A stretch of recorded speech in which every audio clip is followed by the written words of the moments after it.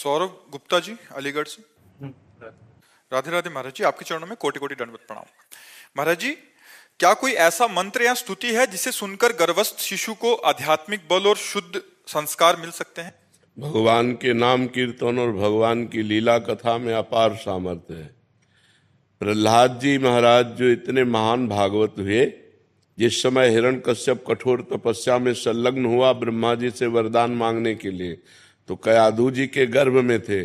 उस समय देवताओं ने आक्रमण किया, क्योंकि हिरण्यकश्यप तपस्या परायण था।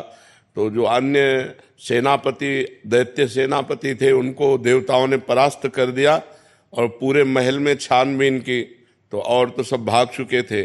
कयाधु गर्भवती थी, इनको बंदी बना लिया, हिरण्यकश्यप की पत्नी को, और बंदी बनाकर लिए जा रहे थे। तो देवर्षि नारद जी रास्ते में मिले, उनका कहाँ जा रहे हो?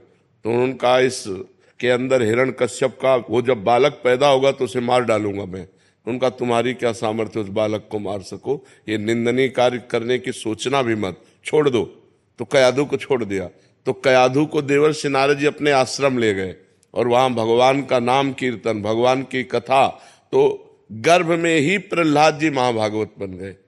जैसे गर्भस्थ शिशु अभिमन्यु, अर्जुन जी चक्रव्यूह तोड़ने की कला गर्भस्थ शिशु को शिक्षा दी।